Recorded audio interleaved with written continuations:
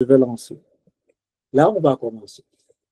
OK, en fait, le chapitre 1, c'est le chômage. Donc, dans ce cas-ci, et on va parler un petit peu de chômage, donc la définition du mot chômage, ou du concept de différence chômage. Et nous allons voir quels sont les concepts qui sont liés au chômage et comprendre chaque concept ça. Et en plus, nous parlons de différents types de chômage. C'est pas peut-être que nous avons déjà, mais dans le chapitre, ça, nous allons regarder la profondeur.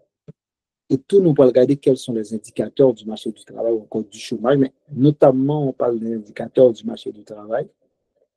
Et tout, n'a pas quels sont les coûts du chômage. Quand on parle de coûts du chômage, c'est de préférence les impacts du chômage sur la population ou encore sur le bien-être des individus.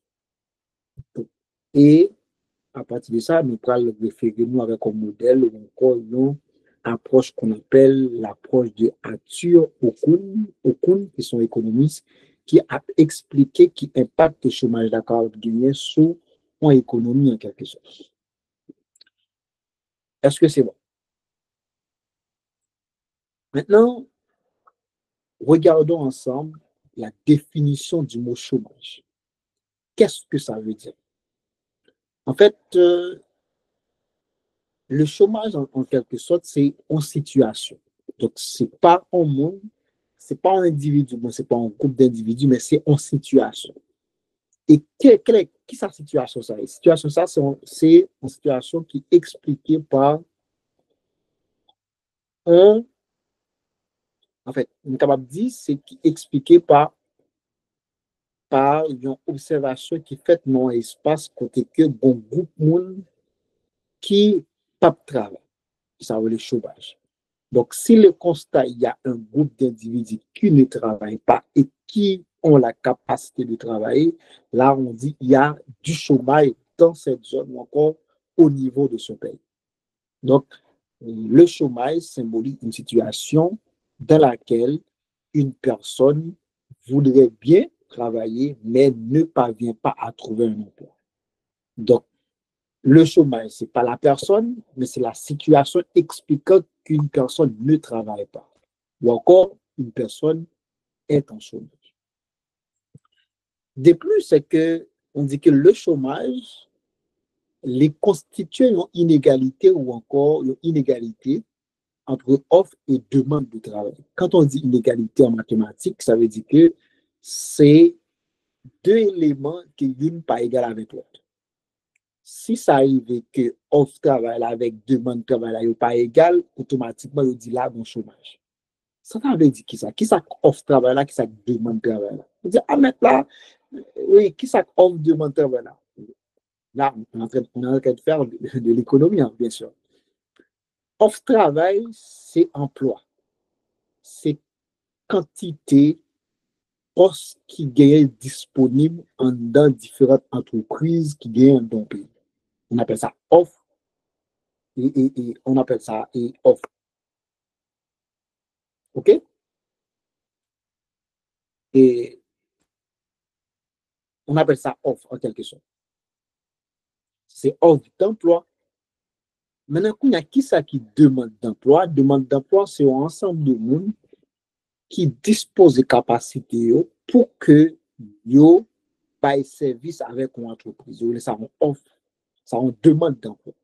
Mais quand il y a ça que une dichotomie là, un dualisme, ça veut dire c'est que une différence entre deux concepts ça, le concept emploi, le concept travail. C'est à dire maintenant, est-ce que par même bagaille, on cherche un emploi, on cherche travail, est-ce que je peux dire ça? Non, non, c'est pas la même chose.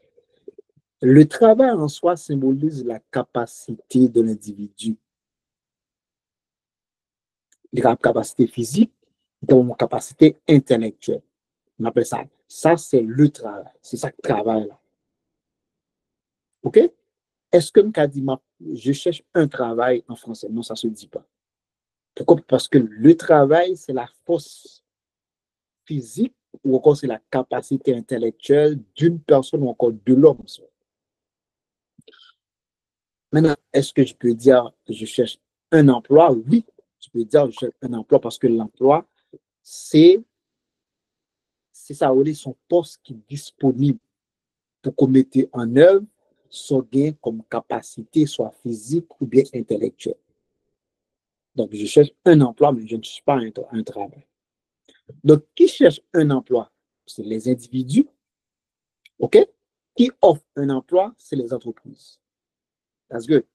Ça fait, ouais, l'on passe dans n'importe entreprise, après, vous marquez offre d'emploi, vous mettez offre de travail. Pour qui ça? Parce que travail là, ce n'est pas individu à qui gagne, ce n'est pas entreprise à qui gagne de préférence, mais c'est individu à qui travaille. Donc, qui offre du travail dans ce cas-ci? C'est nous comme individus qui offrent le travail parce que c'est nous qui avons la capacité. OK? C'est nous qui avons la capacité. Donc, qui est-ce qui a cherché qu'on a capacité que nous c'est l'entreprise.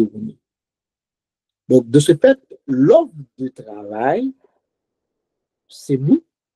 La demande de travail, c'est les entreprises. Donc, si on n'a pas les deux emplois, l'offre d'emploi, c'est les entreprises, la demande d'emploi, c'est nous. Parce que nous dualisons. Donc, il est un petit peu complexe, mais au fur et à mesure qu'on va comprendre. Donc, son J sont parenthèses. Donc, de ce fait, si bien on offre qui n'est pas égal avec demande de travail là, automatiquement là, bien, une situation de chômage. Qui explique que il y a plus de monde qui cherche un emploi que quantité d'emploi qui est disponible dans l'entreprise. Dans ce cas-ci, il dit, bon, comme observation, il y a du chômage. On dit que le chômage varie d'un pays à l'autre. Donc, ça veut dire que la situation n'est pas toujours, euh, euh, n'est pas toujours vraiment la même dans tous les pays du monde. Donc, le Canada a une situation de chômage, Haïti a une situation de chômage qui est différente, le Canada, États-Unis, la même chose. De ce fait, c'est que situation les varie d'un pays avec l'autre. Principalement, c'est en fonction de la réalité économique de chacun des pays et également par rapport avec situation de production, bien sûr. Si ça arrive que son pays qui est très productif, comme le Canada, les États-Unis, la Chine, comme la France, etc., de toute façon, le chômage est là plus bas parce qu'il y a plus d'entreprises qui baillent emploi. Donc, si il y a plus d'entreprises qui baillent emploi, c'est normal pour qu'il y ait plus de monde dans le pays ça, qui ont même une activité économique comparativement avec Haïti, Jamaïque et Saint-Domingue. OK?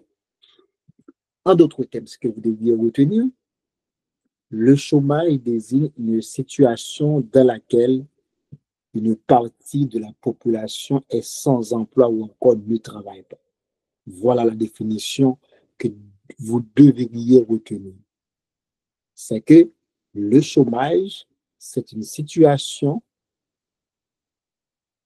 dans laquelle une partie de la population ne travaille pas ou encore est sans emploi. Donc, s'il y a une partie qui est sans emploi, donc on ne travaille pas là, on dit il y a du chômage. Est-ce que c'est bon? Est-ce que c'est clair pour la définition du chômage, mes amis? Merci beaucoup. Donc, on avance. Ça, c'est le chômage. Donc, il y a chômage si il y a une partie de la population qui est sans emploi ou encore ne travaille. Donc, nous sommes 10 de la population, mais il y a 2 ou 3 qui ne travaillent pas, mais qui ont vraiment des capacités de travail. On continue. Quelques concepts que vous devriez maîtriser, extrêmement importants. On avance. Le premier concept que vous devez maîtriser, classe, c'est que c'est le concept de la population en âge de travail. Donc, si vous ne maîtrisez ça, les exercices à venir, on a des difficultés pour faire. C'est extrêmement important. Qui est sa population en âge de travail? Donc, sur la population haïtienne, on est 12,5 millions d'habitants en moyenne. C'est la population totale. Mais au niveau de cette population qu'on appelle la population totale, il y a un groupe qu'on appelle la population en âge de travail. Qui est ce monde? Donc, la population en âge de travail, il regroupe tout le monde en dans la population qui gagnent pour plus petit 15 ans et plus. Ça veut dire depuis 15 ans jusqu'à X, vous faites partie d'un groupe qu'on appelle la population en âge de travail.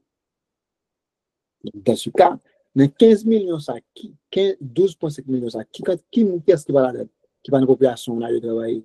C'est tout le monde qui gagne 0 jusqu'à 14 ans.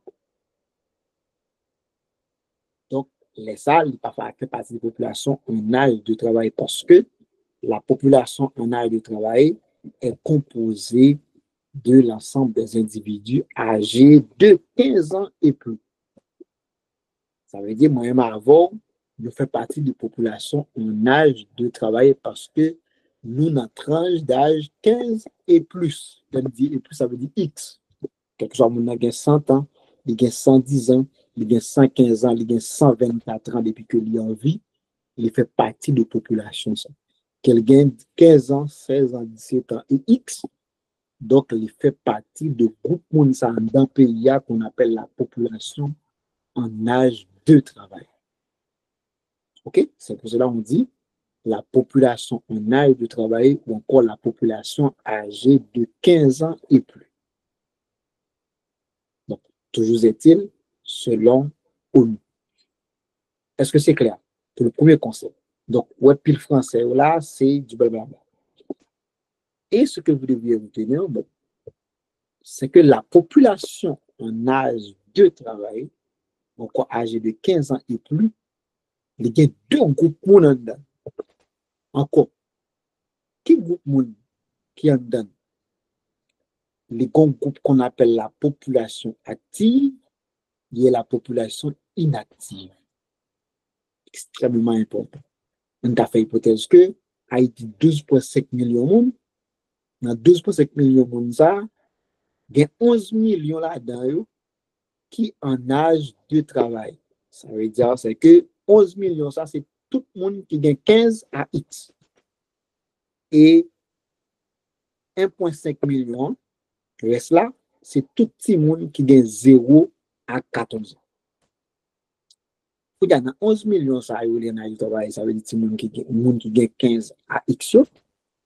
Bon ensemble de monde dans 11 millions qui c'est des gens qui sont actifs et là, d'ailleurs, qui inactifs. On regarde ça. Donc, de façon mathématique, c'est que si vous déterminez la population âgée de 15 ans et plus, la égale, c'est population active plus population inactive. Okay? C'est mathématique. OK? Mais qui est-ce qui est inactif en dans la population? C'est tout le monde qui pas qu'à travailler pour une raison ou bien une autre. Donc, oui, il y a l'âge pour le travail, mais il pas qu'à travailler pour une raison ou bien une autre. Ou bien son monde qui choisit pas travailler. Donc, tout le monde est considéré comme des personnes inactives. Exemple, un étudiant. Un étudiant considéré comme une personne inactive. Pourquoi? Parce que c'est une personne qui est en activité. Quelle activité? C'est étude, c'est pas travail. Donc, au niveau de la population, on le considère comme un étudiant. Donc, l'étudiant en soi fait partie de la population inactive. Donc, ce pour une personne, comment dit ça, handicapé. Donc, pour un monde qui a un handicap, soit physique ou mental. Physique, ça arrive que c'est deux mains qui coupent. Ça arrive que c'est deux pieds qui perdent des difficultés pour le déplacer. Ça arrive tout son monde qui a un problème mental. Donc, le monde, ça fait partie des personnes inactives. OK? Et, mais tout, il y a ce qu'on appelle les personnes au foyer. Qui est-ce qui est personne au foyer? C'est peut-être à Baptiste, Selena, qui a peine à coucher et qui n'a pas qu'à travailler. Donc, puisqu'il n'a pas qu'à travailler pendant qu'il a accouché, il est considéré comme une personne inactive parce qu'il est considéré comme une personne au foyer. Ou bien ça arrive, tout ça, c'est enceinte, l'enceinte, plutôt qu'elle travaille pendant la période que l'enceinte. Mais ça arrive, petit monde que le fait, et puis il prend soin de petit monde. Donc, on les considère comme une personne au foyer. Et dans les pays développés, nous avons des assistances. OK? Des assistances. Bon, allocation de chômage, ou bien encore, il y a des congés de maternité. Donc, pendant la période que le travail là est considéré comme une personne inactive de la population. Ou bien, comme je disais, ça arrive que son monde qui n'a pas choisi le travail.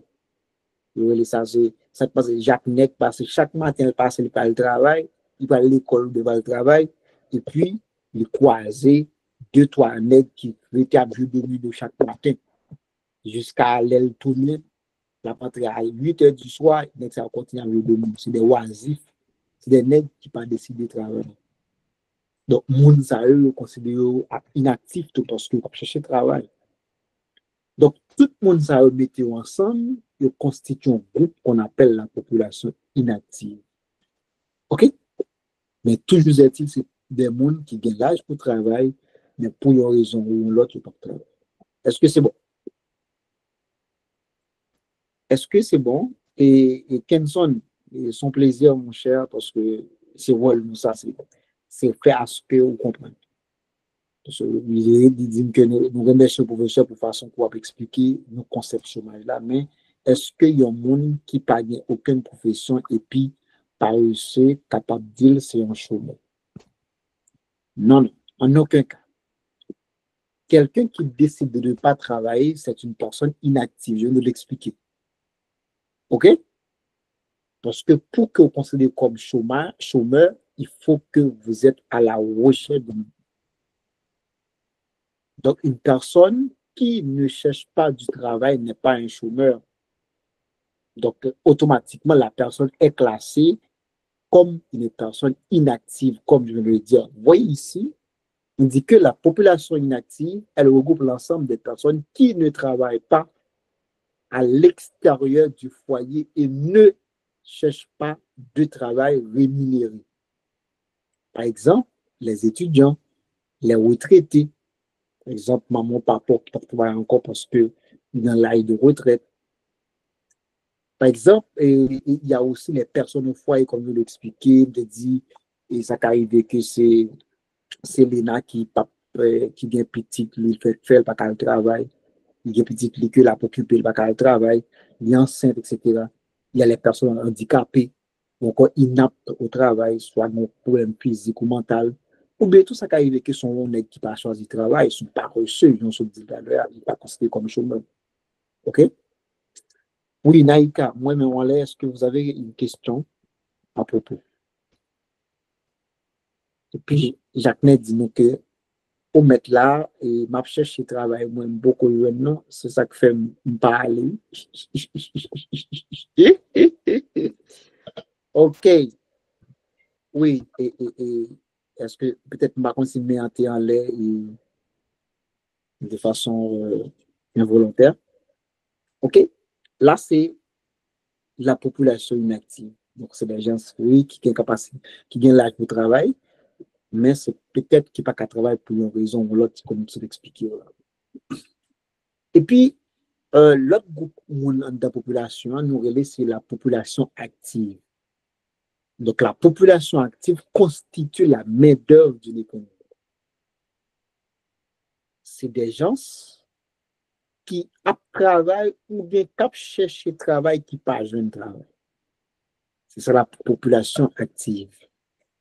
C'est les gens qui travaillent ou qui sont à la recherche du travail maintenant ne trouvent pas. C'est ça la population active. Donc, si tu n'es pas en emploi ou tu ne cherches pas un emploi, tu n'es pas active. Ce n'est pas une personne active. Je dit, professeur, est-ce qu'il y a un monde pas qu'à travailler et puis lui dans le chômage? Oui, on va y arriver, t'inquiète pas, on va y arriver. OK? Mais ce n'est pas un chômage de façon formelle, mais peut-être l'inan, le plus son dimension technique. OK? Dans la formalité, le monde qui en a pas. Peut-être dimension technique là, donc on va regarder l'aspect, donc les aspects, on va dire, ah, mon cher, même si tu travailles, mais tu es un chômeur. Et tu vas voir ça hein, dans le coup. Donc, de ce fait, la population active, elle constitue la main-d'œuvre. Il s'agit du nombre d'individus qui sont soit au travail, soit au chômage. Dans l'ensemble de la population de 15 ans et plus, parce que, comme je le dis, c'est que la population active, c'est aussi une partie de la population dans le travail, de même que la population inactive. Donc, dans 11 millions, ça, il y a qui active, il y a qui inactive. C'est ce qu'on appelle la population âgée de 15 ans et plus. OK? Donc, si on parle de la population active d'Haïti est estimée à 50% de la population, ça veut dire quoi? C'est que sur chaque 100 personnes dans le pays, il y a à peu près 50 là-dedans qui soit à travail ou bien c'est des gens qui cherchent travail mais qui n'ont pas de travail. OK? Ça, c'est la population active. Mais si on dit que la population inactive est estimée à 30% de la population totale, ça traduit clair que sur chaque 100 personnes dans le pays, il y a 30 là-dedans qui eux-mêmes pas décidé de travail, qui pas travail pour une raison ou l'autre. Soit ça arrive des étudiants, soit capable de vivre que son monde qui est handicapé, soit les capables de qui au foyer, ou bien capable tout mon oisif qui décide de pas travailler. Comment on les ça? Comment j'en gagne mon les en dehors? Je crois que c'est un monde qui pas en à ta gaz, ça veut dire pas qu'à régler rien peut-être les mêmes peut-être. OK. Il y a des questions dans le chat là, moi nous dit on a dit que nous pas gagné assez de mots pour nous dire merci pour façon d'expliquer nos concepts chômage là. Il y a une population inactive active, mais il y a un monde qui est étudiant, en plus il y a travail, est-ce que nous avons dit lui en même temps fait partie des populations actives et inactives en même temps? Bon, dépendamment du régime pays, de le pays, même si ça arrive que tu es en activité, tu travailles un peu, mais votre statut n'est pas travailleur. Votre statut au sein de la société, c'est étudiant. Par exemple, moi, ici, là, je suis étudiant, mais parallèlement, je travaille, mais on ne me reconnaît pas un travailleur. Mon statut ici, c'est étudiant.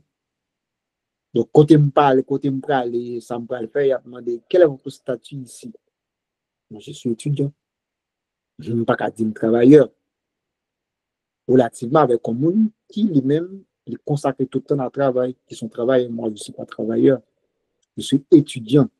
Donc, ma principale activité, c'est étudiant. Je ne suis pas un travailleur. Donc, le travail, c'est une activité secondaire. Donc, on n'a pas un statut de travailleur. Et c'est pour cela que majoritairement, le travail que nous comme étudiants, c'est plus les nous en vacances. Et si ça arrive que notre travail, tout, limité en quantité d'heures et qui le travail nous a fait comme étudiant.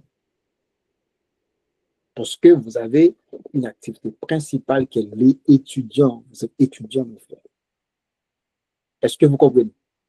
Donc, je vais, notre travail n'a pas qu'à primer sur l'étude, là, c'est l'étude d'abord et puis le travail là après. Donc, votre statut, c'est étudiant. Donc, automatiquement, il y a classé une personne inactive comme étudiant. Est-ce que c'est bon? Et puis, moi, j'aime ça parce que j'aime les questions. Hein. Moi, je suis quelqu'un qui aime les questions. En plus de ça, c'est que Lozner reprend pour moi la définition de la population. Donc, Lozner, c'est que je viens de dire que la population active, c'est tout le monde dans la société qui soit là pour travail ou bien qui a cherché travail, qui n'a pas joué travail. OK? Donc, moun ça a formé population active. Tu travailles ou tu travailles pas, mais tu es à la recherche d'un travail. Là, tu fais partie de la population active. Mais si tu es étudiant, tu es un handicapé, donc ta soeur, c'est une femme au foyer, ou bien ton frère ne décide pas de ne pas travailler, vous êtes tous des personnes inactives. Mais ne pas considérer personnes actives ni des chômeurs. Okay. Oui, et gracieuse. Et moi, encore dans cette là, pile questions à venir. J'apprécie les questions, moi. Beaucoup de questions. Quoi d'autre? Et le bon dit nous que professeur, moi, je ne sais pas façon quoi expliquer. Merci. Question me poser, est-ce que si n'a cherché travail, moi pas jeune, est-ce que me fait partie de la société? Non, non. Quand tu cherches du travail, tu ne trouves pas, vous êtes un chômeur. Vous faites partie automatiquement de la population active parce que vous êtes à la recherche du travail. Donc, vous êtes un chômeur et vous allez voir plus bas ce que c'est un chômeur dans la réalité. OK? Marie Gracieuse, je ne sais pas si vous avez une question. Si vous avez une question, mettez la question ou bien ouvrez le micro pour poser question. OK? Là, c'est bon. Gracieuse, la question vient d'arriver, c'est que quelle différence peut-on faire entre offre d'emploi et demande d'emploi? Je viens de le dire et je fais la différence, bien sûr, et gracieuse, c'est que, je me dit tout à l'heure, la demande d'emploi, c'est quantité de monde qui a cherché un emploi pas joindre. C'est la demande. C'est l'ensemble des gens qui sont disposés à travailler. C'est la demande d'emploi. Par exemple, ce point en Haïti, il dit il y a 50 personnes qui sont à la recherche du travail mais n'en trouvent pas. Ça, c'est la demande du travail. OK? Mais maintenant qu'on y a l'offre du travail, c'est quantité de postes qui sont disponibles dans l'entreprise. On appelle l'offre. Par exemple, pendant une année, quelle quantité d'offres d'emploi qui est disponible dans l'entreprise? Ça, c'est l'offre d'emploi. OK? Et qu'on y a quelle quantité de monde qui a cherché pour ça? Ça, c'est la demande d'emploi. Il y a si bien plus qu'on a cherché un emploi pas jeune par rapport à la quantité d'emplois disponibles, là, il y a une inégalité, ça, ou le chômage.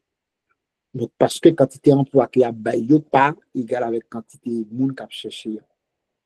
Donc, ça veut faire gagner le chômage parce que de toute façon, tout le monde n'a pas joindre.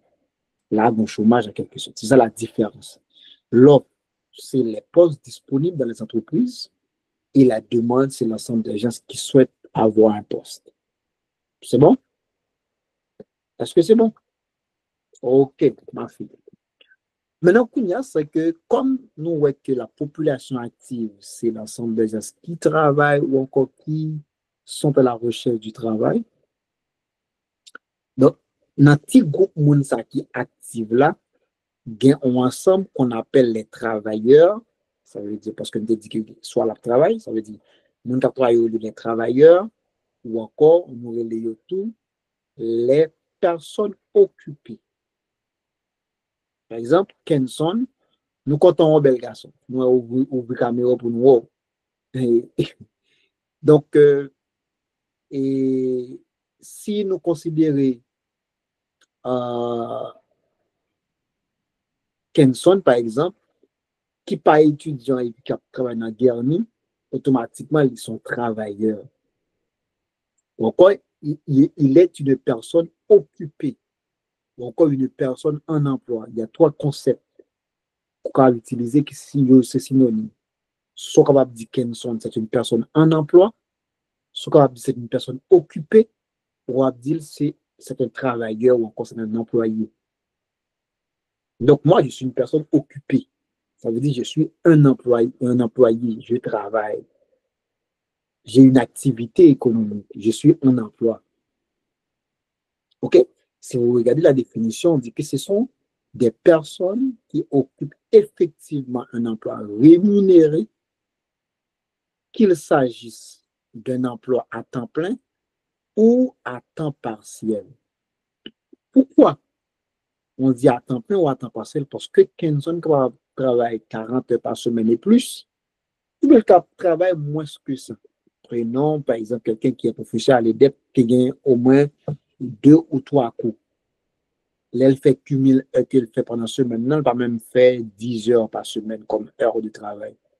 Automatiquement, le professeur, oui, il est une personne occupée, mais c'est une personne aussi qui a un emploi à temps partiel parce que la personne ne travaille pas beaucoup d'heures. Il ne peut pas dépasser la barre de 30 heures ou encore de 25 heures par semaine. OK? C'est ça. Mais si on y a là, on prend Marie Gracieuse, par exemple, qui a travaillé dans une banque, qui a travaillé 8 heures, 4 heures par jour, et il travaille 5 jours ou bien 7 et 6 jours par semaine, automatiquement, elle est une personne occupée, mais à temps plein. C'est-à-dire que, et puis, on a le concept du chômeur, que nous avons posé question tout à l'heure. Un chômeur, c'est quelqu'un qui est sans emploi. C'est le premier élément qui définit. Mais cependant, cette personne est à la recherche du travail. OK? Au cours de ces 4 semaines ayant précédé l'enquête. Ça veut dire que si on fait enquête, vous voyez que pendant la période, ça va travailler 4 semaines, on cherche travail, vous considérez comme un chômeur. Mais si ça arrive que vous avez cherché et vous avez des années, vous avez des mois et des mois, vous faire encore, vous avez donc, parce que la personne qui est chômeur, c'est quelqu'un qui est toujours à la recherche du travail. Constamment à la recherche du travail. OK?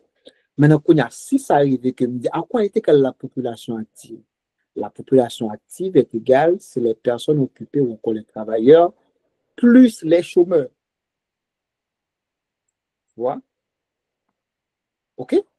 Bon, mal faire une explication. Puis, bah, puis comme on te pose des questions rapidement, il y a déjà 1 heure, on avance. Une question posée tout près là.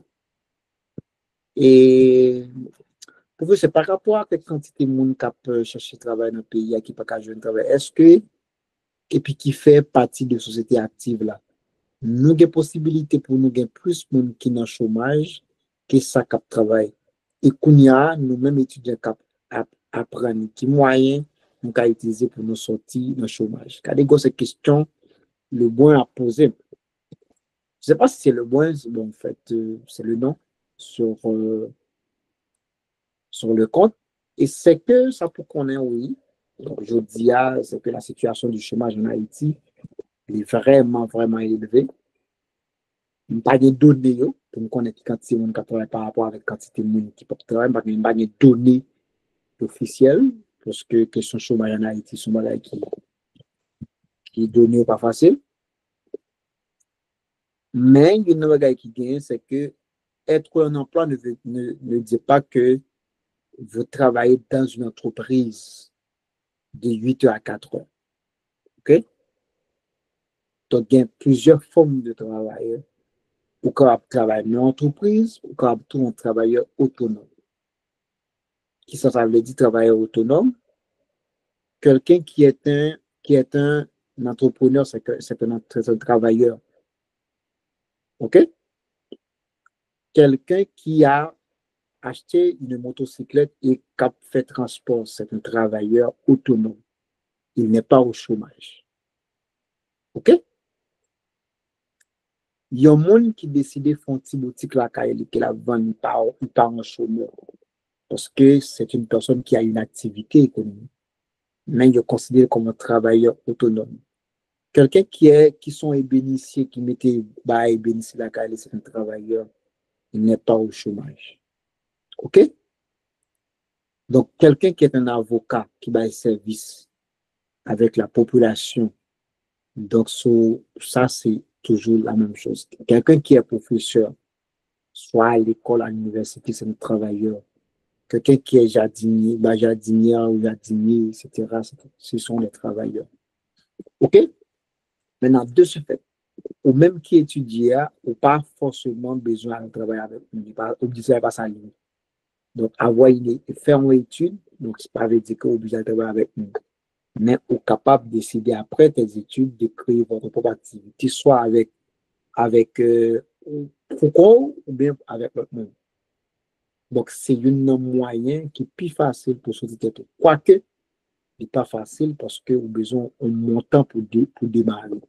Il est ça obligé à commencer avec un emploi et non l'autre entreprise donc, pour constituer un capital. Mais le meilleur moyen, c'est peut-être faire activité et puis l'important pour être complexe à carrière, pas dire c'est tel professeur, c'est tel monde qui fait telle étude, etc. Pas faire 10, pas faire ça. OK, quelle autre question? Et, Kenson dit, si on monde travail salaire, la touche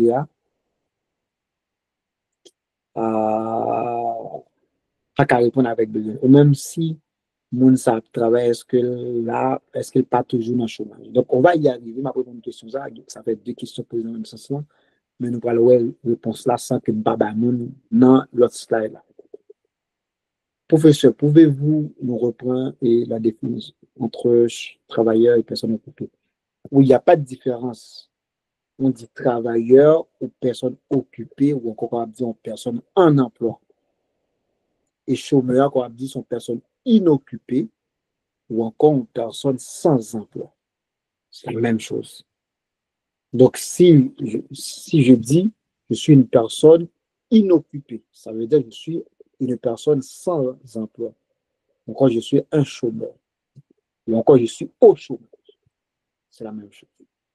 OK? Donc, pas d'indifférence, c'est la même chose, c'est le même concept. OK, regardez. Bon, explication pour nous. Dans mon écran, vous voyez mon écran ici, là. Premier concept de parler population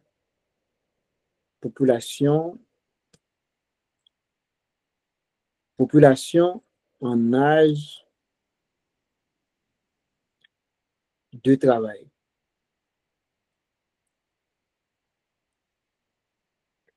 Qu'est-ce que la population ça est? C'est tout le monde dans la population qui gagne 15 ans et plus. C'est 15 et plus.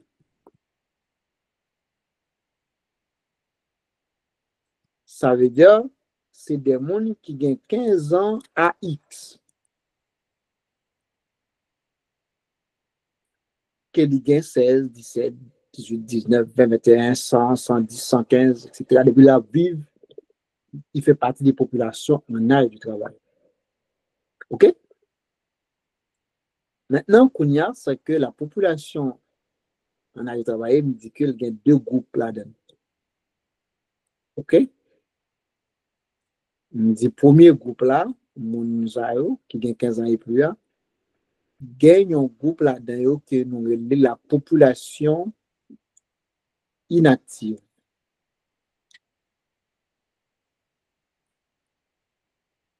OK? Qu'est-ce que la population inactive là? Il me dit que c'est des gens en un pays qui sont considérés comme étudiants, qui ont fait une étude, quel que soit le niveau. Par exemple, aux personnes handicapées. OK? C'est aussi, par exemple, des femmes au foyer.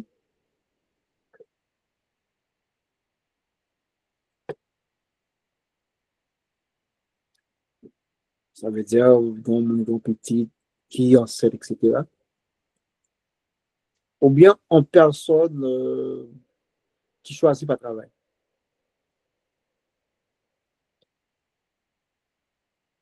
Personne euh,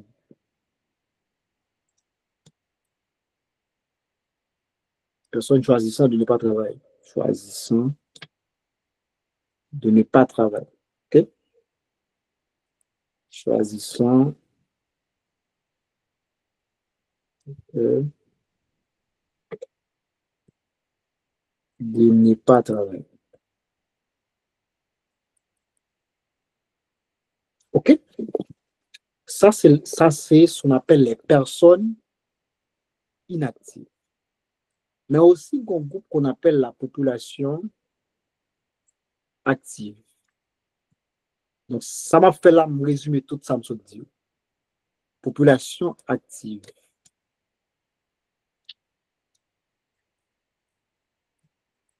La population active elle-même, on te dit que qui ça y est, c'est ensemble monde en dans population, soit qu'elle a travail ou bien li a cherché travail mais pas jeune. Dans ce cas-ci, la population active est composée des travailleurs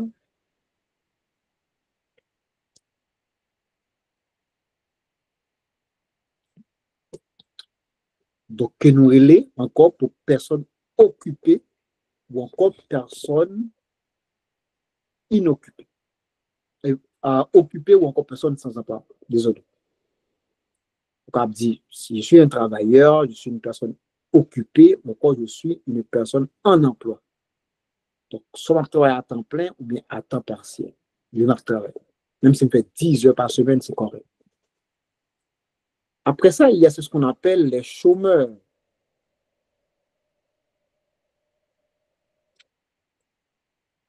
Donc, les chômeurs, c'est ça, nous, les personnes inoccupées ou encore c'est les personnes sans emploi.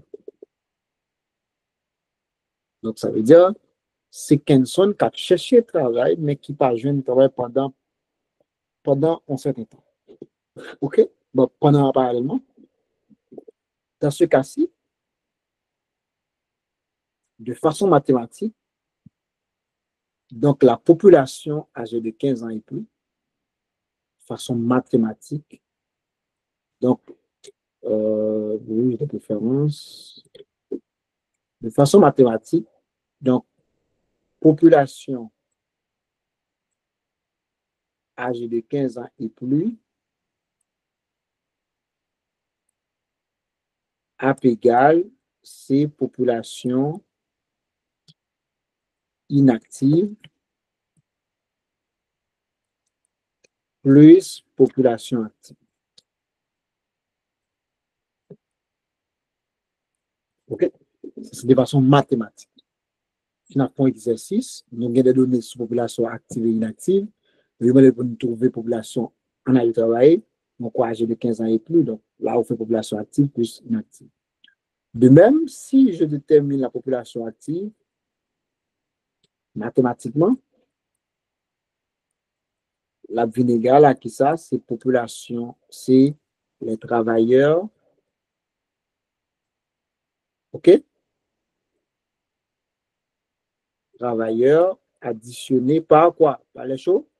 Par les chauds. Même moi, il y a qui mettent déjà metté. Vous voyez? Donc, ça, c'est mathématiquement, vous devez retenir ça.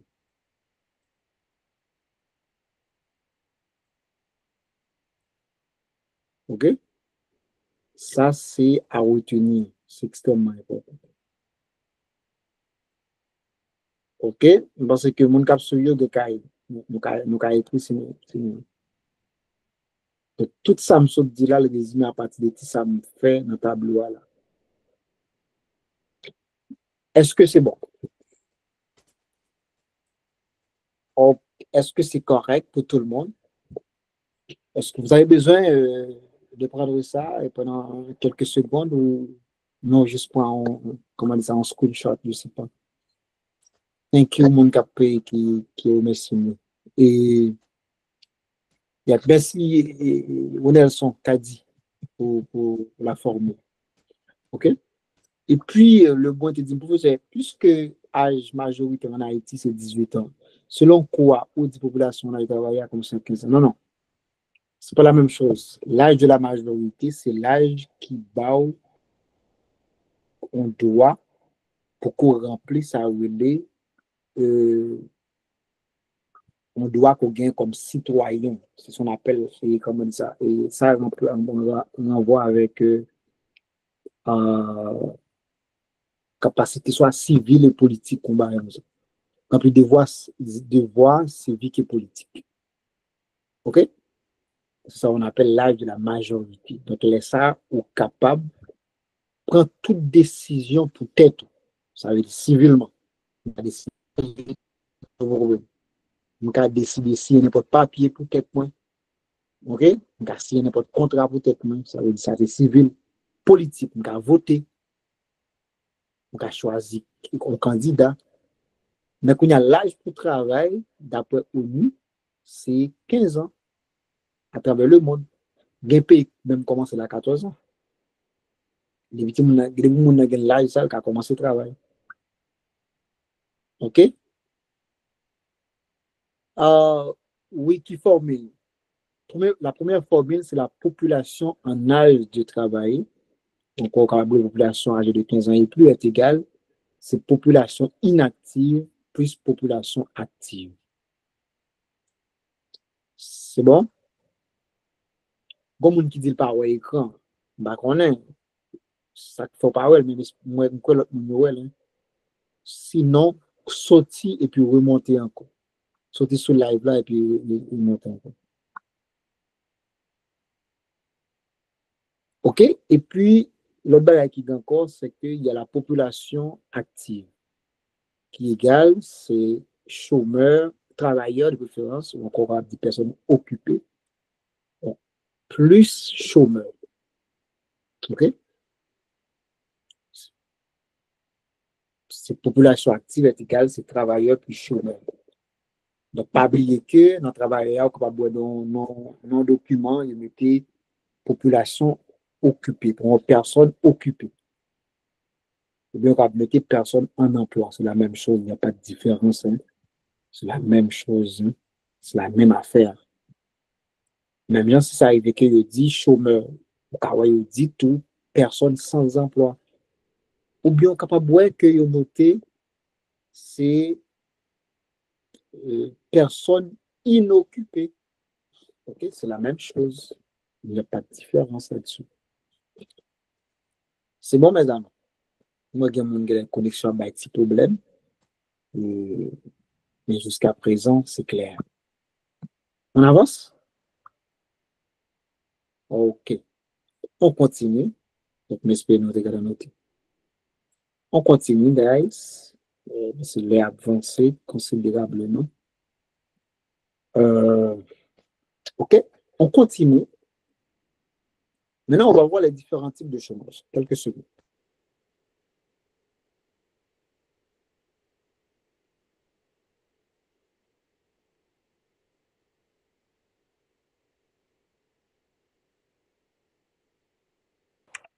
OK? On va voir les différents types de chômage. Donc, on pense que quelqu'un peut nous poser une question, mais on n'a pas une réponse là à partir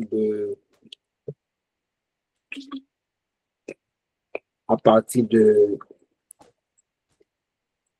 section C. Différents types de chômage. Donc, on dit en chômage symbolisé que en situation côté au groupe dans le pays, dans la population pour le travail. Maintenant, Kounia, qui différents types de chômage qui peuvent exister en dans la même population. D'abord, il dit qu'il y a 5 types de chômage. Premier type là, il y a ça, c'est le chômage déguisé. Du chômage déguisé. Quel est un chômage déguisé? Un chômage déguisé, c'est lorsque on a travail, mais un revenu ou bien salaire pas permettre que le retourne avec besoin. Mais ça, il considère ça comme un chômeur déguisé. Donc, la personne fait un travail déguisé. Donc, apparemment, il travaille, mais il ne travaille pas. On appelle ça personne déguisée. Donc, moi, qui te pose des questions tout à l'heure, oui, ça peut arriver qu'on travaille, mais au chômage. Pour qui ça? Parce que ça allait quoi toucher à pas permettre que on avec même besoin primaire. OK? C'est lorsqu'un emploi de nombreux travailleurs alors qu'un nombre moindre suffit. Donc, ça arrive que, donc, puisque en dans l'espace là, il était supposé prendre 10 personnes, je prends 15 personnes, donc là, ça a diminué le salaire là, il prend 15 personnes, et là, ça nous a fait le chômage déguisé en quelque sorte. Et puis, il y a le chômage frictionnel. Frictionnel, les mêmes, c'est un chômage côté que quelqu'un a laissé un emploi avant même d'en trouver un autre. Exemple, Lozner a travaillé dans Gagny et puis il a quitté Gagny avant même qu'il ait trouvé l'autre travail. Automatiquement, Missier et Lozner, en quelque sorte, est au chômage, mais son chômage frictionnel. Donc, il a laissé un emploi avant même d'en trouver un autre. Regardez, on dit que le chômage frictionnel provient du fait que les personnes quittent leur emploi avant d'en avoir un autre, auquel entre sur le marché du travail et du travail une première fois. Ce fait-là, c'est du chômage frictionnel parce que tu as laissé ton travail avant même d'en trouver un autre. OK, c'est bon?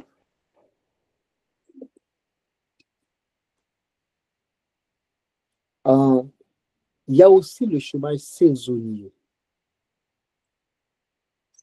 Saisonnier, donc ouais, saison, ouais, période. OK? Qui ça, ça veut dire? Un chômage saisonnier, c'est un chômage qui est expliqué par une situation euh, de baisse d'activité dans une période bien déterminée dans l'année. Par exemple, si on prend Haïti de janvier jusqu'à mars, mais qui s'attendait au même genre, qui période ça est?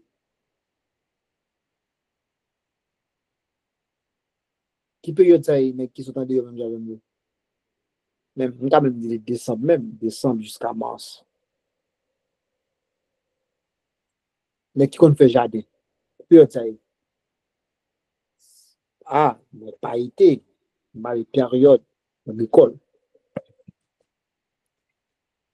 Hein? Qui période ça est? Est-ce que dans la période, on a planté de décembre avec mars? Est-ce qu'on a fait jardin vraiment?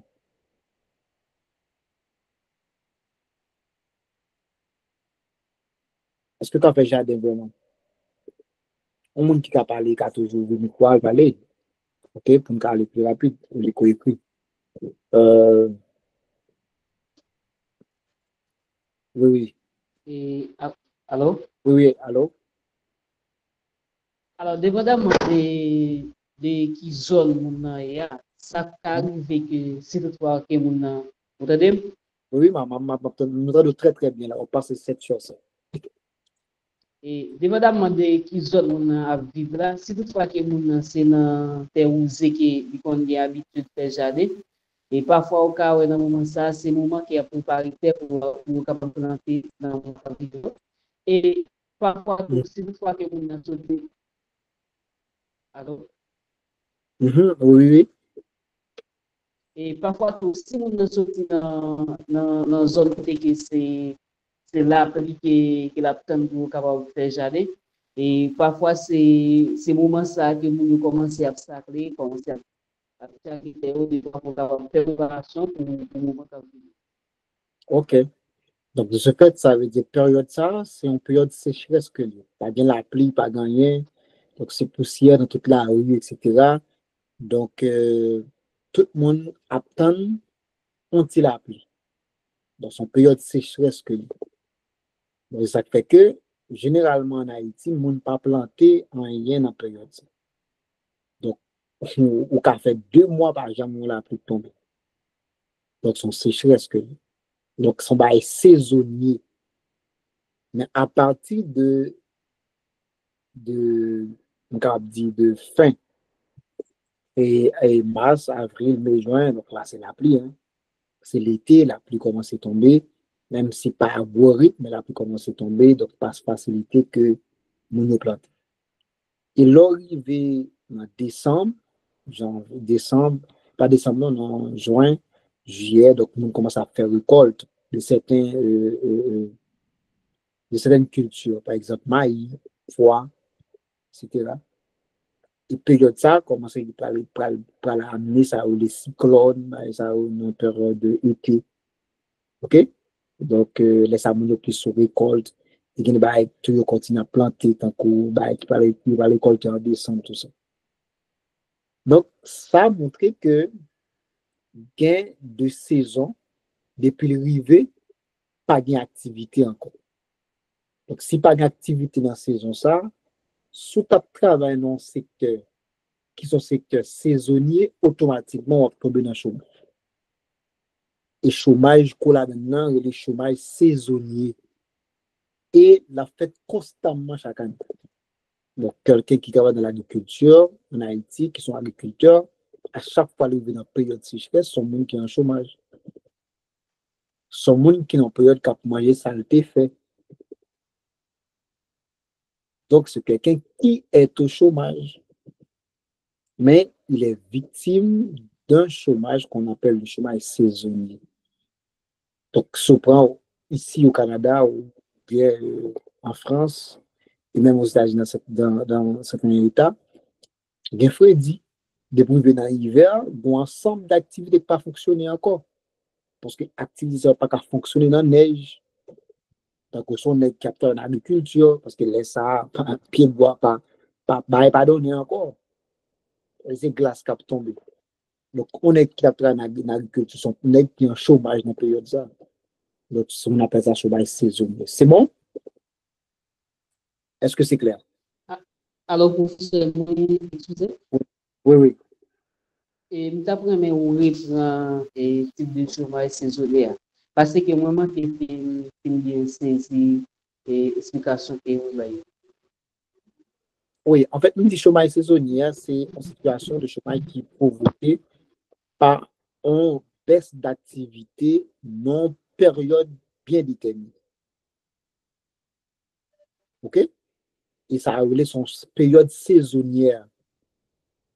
Et il varie d'un pays avec un autre parce que ça dépend du climat pays. Nous sommes pour l'agriculture en Haïti. Donc, depuis une période de sécheresse, pas de jardin. Vous passez tout côté, ouais, tout pas de jardin, pas fonctionné, ouais, tout va calé.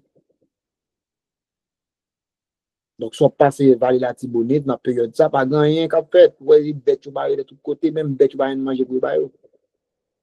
Donc, on est qui t'a pris une entreprise agricole, qui t'a fait du riz, automatiquement, on est à son agriculteur, il y a un chômage. Là, ce chômage saisonnier. Mais il pays tout, c'est les gains glace. Tant qu'on se prend au Canada, États-Unis, c'est les gains glace qui va pas fonctionner. Il y a qui travaillent dans ou depuis c'est ou travaillent dans période ça ou en chômage. Parce que pas de construction qui fait dans période ça. Parce que c'est glace qui a tombé. Donc, on parle dehors. Donc, des fonctions activités qui fait en plein air, pas qu'à faire.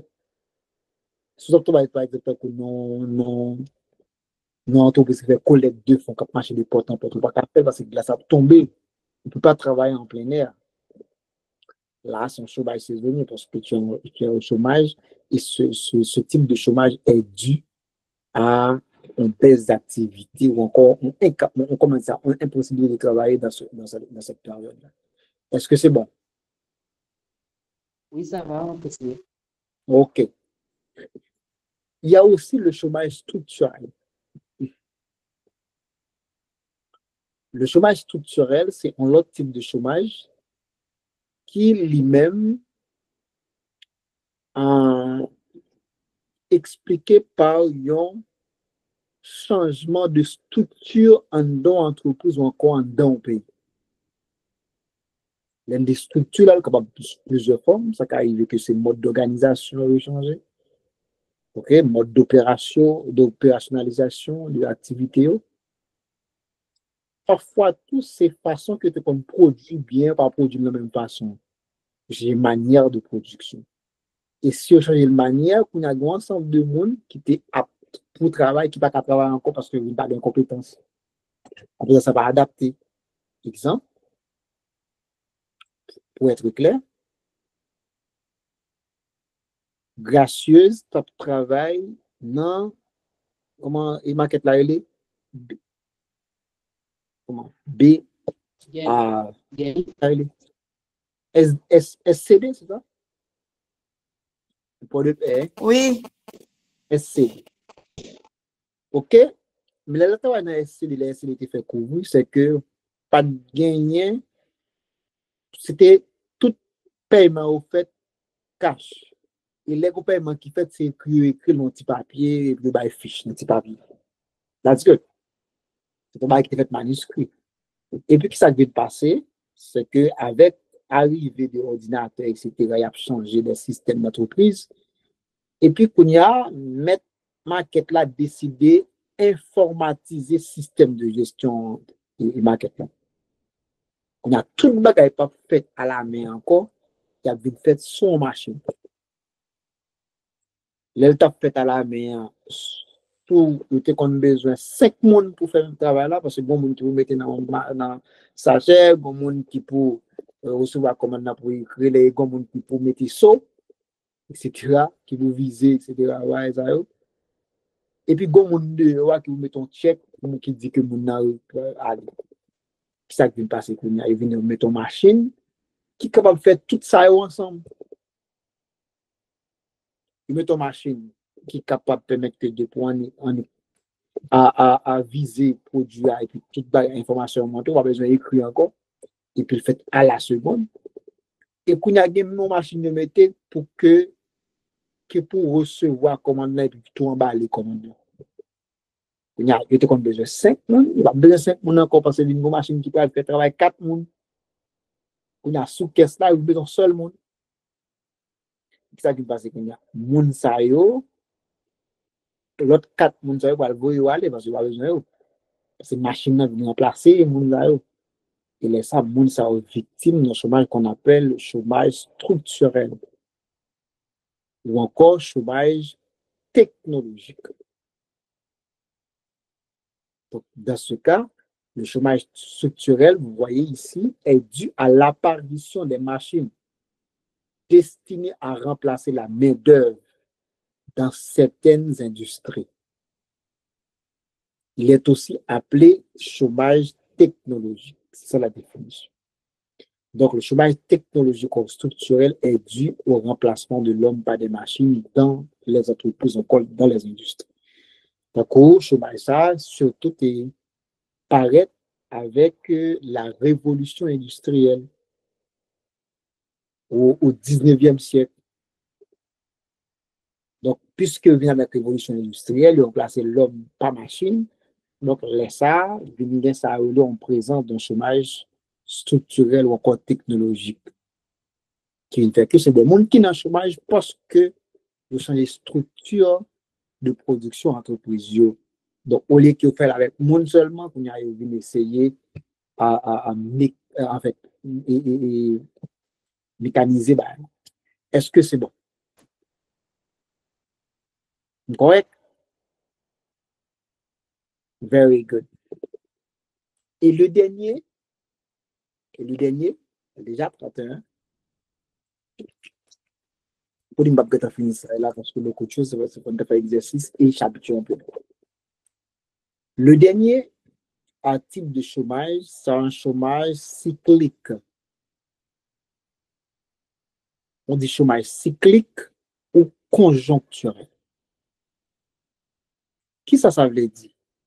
Chômage cyclique conjoncturel, là, c'est un chômage qui est presque proche saisonnier, mais différemment. Donc, lui-même, son chômage qui est expliqué par un rendement que l'économie a perdu. Par exemple, je dis, on est en Haïti, question insécurité. C'est la conjoncture qui provoque la fermeture des entreprises. Là, tout le monde qui a le chômage parce que il y a insécurité, c'est des gens qui sont victimes d'un chômage cyclique. Ou encore un chômage conjoncturel. Ça veut dire que c'est la conjoncture du pays qui a provoqué cette situation de chômage. Donc, qui fait 25-30 000 personnes qui sont en chômage aujourd'hui, parce que l'ensemble d'entreprises qui fait même, ont une difficulté qui gagne pour transporter produits à ce type Port-au-Prince, venir Port-de-Paix comme ça était autrefois. Donc, on ensemble qui ont une activité Port-de-Paix, pas qu'à faire là encore parce que machine pas sorti Port-au-Prince, vin Port-au-Prince même genre. Ça a toujours arrivé que tout c'était peut-être en période politique, élection faite qui vient faire que pays a dans la trouble là, etc. Tel président monté, pays a un problème. Ça a toujours arrivé que c'était quand le des têtes qui provoquait, ça est toujours cyclique, parce que c'est la conjoncture qui a provoqué cette situation. Donc, les bagages ça arrivé, on est dans une situation qu'on appelle le chômage cyclique. OK? Et différemment avec chômage saisonnier, ça arrive pour un bail saisonnier que lié, qui peut être tout le temps dans la même période là. Mais de préférence, c'est un bagage qui surtout expliqué par un moment qu'on vit dans un pays qui est douloureux. Il est capable de cyclone, ouais, il est capable de tremblement de terre, il est capable politique, il est capable social, etc. Par exemple, coronavirus, on a le corona autrefois. C'est un chômage cyclique conjoncturel. Ils ont choléra autrefois. Tout ça, c'est des bagailles conjoncturels. Donc, à ne pas oublier, on dit chômage structurel ou technologique, mais on dit chômage cyclique ou conjoncturel. C'est correct? Je peux avancer. Very good. OK. Bon, moi, comme ça, que moi, j'étais dans. Oh, je fini. Bon, c'est fini, mais je OK, je fini. OK. Sinon, je vais regarder si je vais regarder pour moi, de toute façon. C'est beaucoup de choses. On connaît que je vais faire pile devant l'écran pour me parler un peu lassant. Et déjà 35 et on a commencé vers 20. Et tout à 45 et plus, je vais vous laisser partir pour éviter que ça n'est pas trop lassant en quelque sorte. Mais cependant, je vais regarder avec vous s'il y a une possibilité de terminer le slide cette semaine. Hein, si on, même en une temps qu'on apprend dans l'autre jour, on regarde ça. On regarde. OK.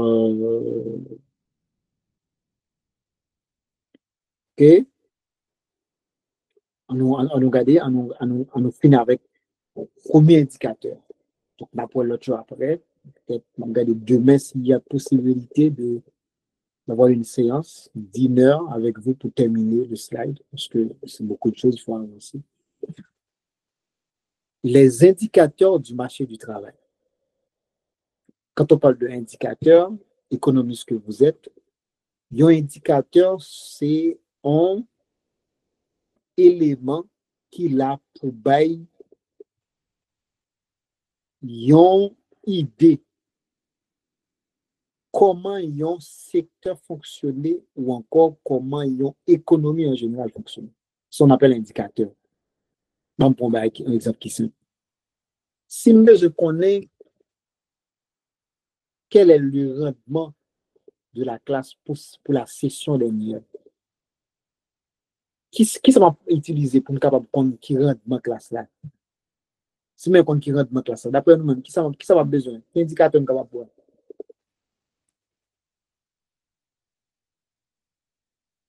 Hein? Qui ça va refléter rendement classe là? Donc, un résultat classe là. Hein? Qu'est-ce qu'il a dit? Si je connais, est-ce que classe là sont classes qui est très fort ou bien qui faible? C'est réussite là, son mot, qui ça? Qui est l'élément capable de prendre qui est considéré comme un indicateur? Pour comprendre ça. Il devient Noël, ça m'a mon idée. Non, ça m'a pas aidé de classe. On en profit assez pour l'entreprise. Tout le monde admet. Tout le monde admet, ça c'est une information, mais nous avons un indicateur qui est moi qui a chiffré. Évaluation. Oui, un petit peu. Qui ça m'a chiffré qui a bon mon idée?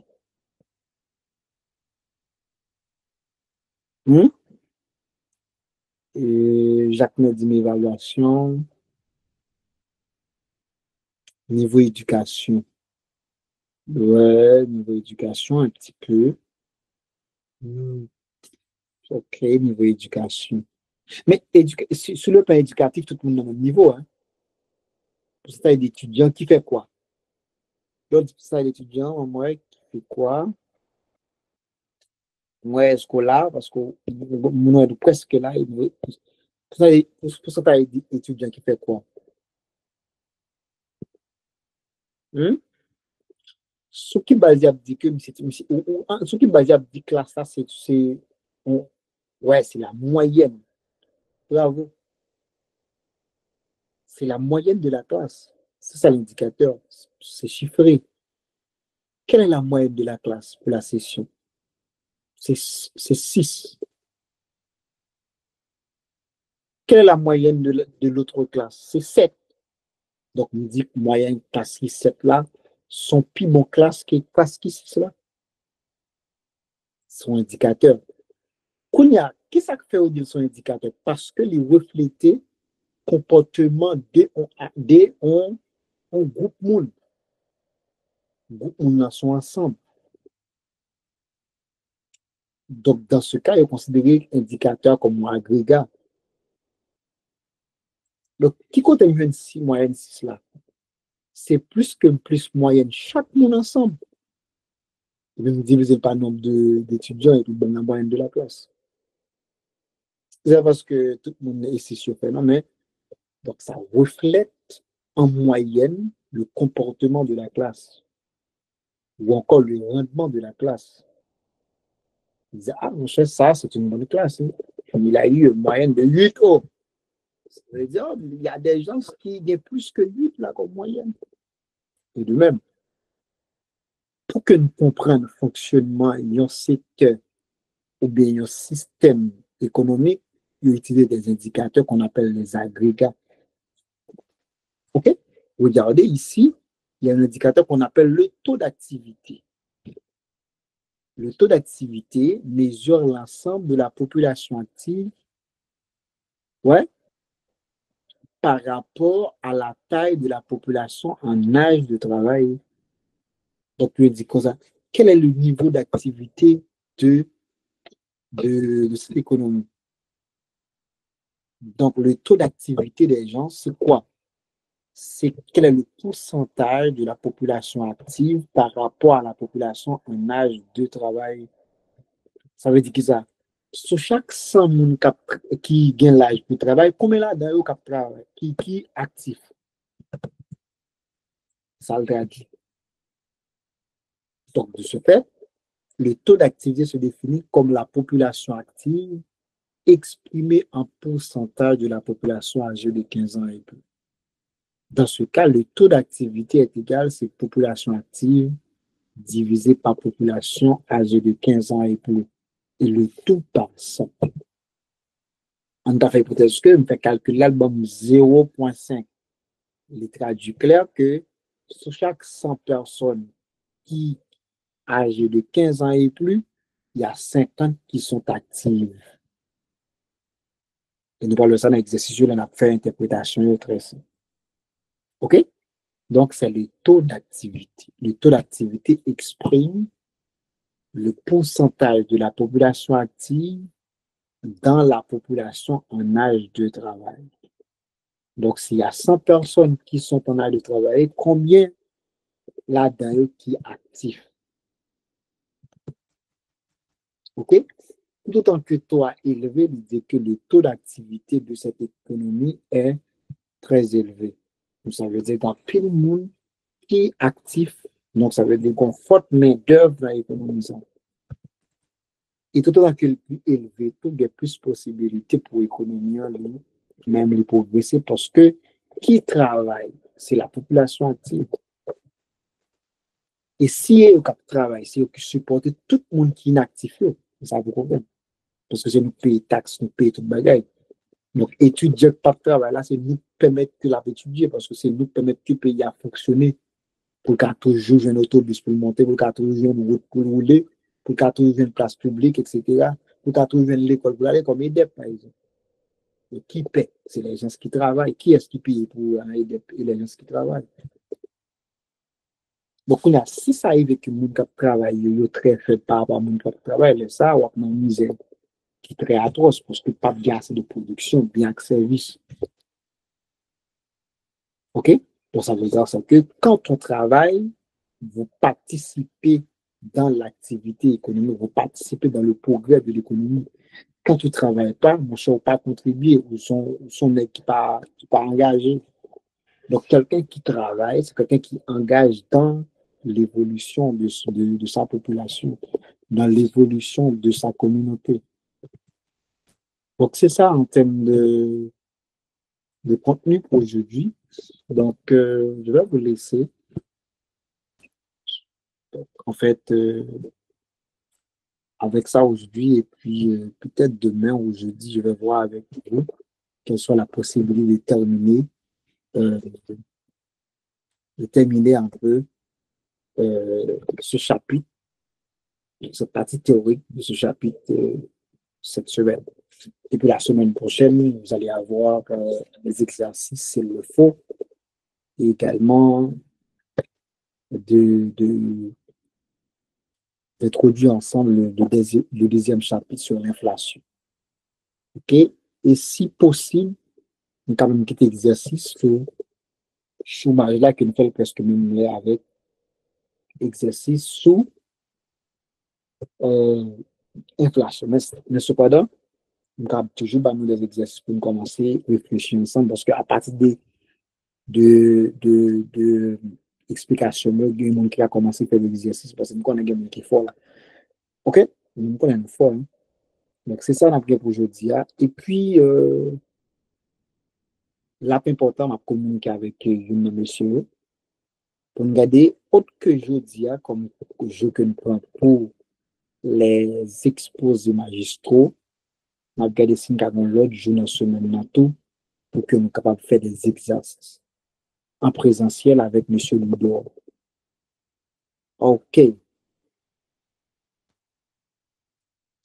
Les populations 0,5 à 0,7, comment population va finir comprendre et gracieuse.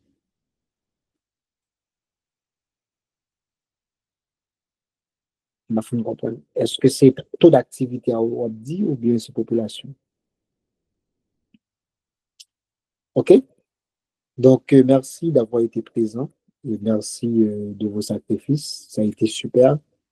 Et j'ai apprécié surtout la façon dont vous avez posé les questions, vous avez participé, bien sûr, et en rendant la séance aussi intéressante. C'était super. Je vous applaudis. Et God mind, le show de moi.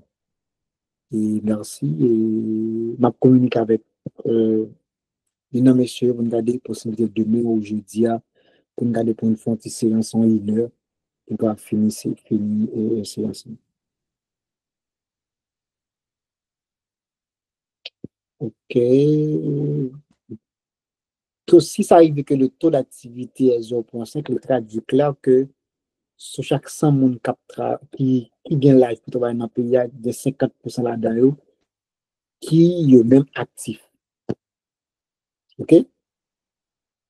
Si ça arrive que c'est 0,7, il y a 70% ou 70% là-dedans actifs sur 100. OK? Le point de forme taux d'activité, et c'est le qui sur l'écran, c'est personne, c'est ici. C'est population active divisé par population en âge de travail. Et le taux par 100. Et on a dit merci, prof. Ou qu'à tourner sur l'image, OK, on tourne sur lui. Population active là pour nous, prof. C'est ça, et Levinsky. Je ne sais pas si c'est la définition de la population active ou bien si c'est le taux d'activité. Et puis pour l'enregistrement, vous l'aurez après. OK? Vous l'aurez après sans inquiétude. Je communiqué avec un monsieur, comme moi, ce groupe-là, je partage ce groupe-là sans problème. Document à dispenser quoi? Oui, m'a partagé là avec nous, sans t'inquiète pas. Vous aurez tout. C'est bon? OK, thank you so much. Merci tout le monde. Vous aurez le document sans aucun problème, t'inquiète pas. Ça a été bien.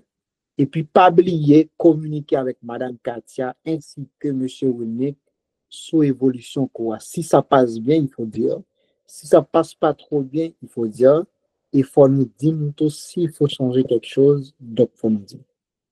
Toujours informer Madame Katia et Monsieur Winnick sur comment quoi évolue. Est-ce que jusqu'à présent ça va? Est-ce que ça ne va pas? S'il faut changer quelque chose, donc pour nous changer quelque chose. OK? Nous avons besoin de paix pour nous bailler rapport de moi. OK? Est-ce que ça bon? Si ça pas bon, dit, mettre là, ça pas bon. Dit, monsieur Willy, madame Katia, ça pas bon. Il faut changer ça, il faut changer telle ou telle chose. C'est bon? Et puis, si vous avez des questions, n'hésitez pas à poser vos questions. OK? Donc, oui, OK, on a dit ça va jusqu'à présent. Pour les autres, si ça va pas, il faut dire. Et puis, m'envoyer le lien pour nous recevoir et puis connecter. Et l'aime fin suivre, bah un commentaire et puis abonnez-toi à la page là si ça arrive que vous compte ou connecter sur YouTube. OK, abonnez à la page là, m'a communiquer le lien tout de suite après et parce que après l'enregistrement m'a travailler après ça vous me déposer pour me communiquer nous ça. OK? Et puis monsieur qui est responsable toujours bail et mon responsable et un feedback de comment ça va. OK, c'est bon? Thank you. À la prochaine.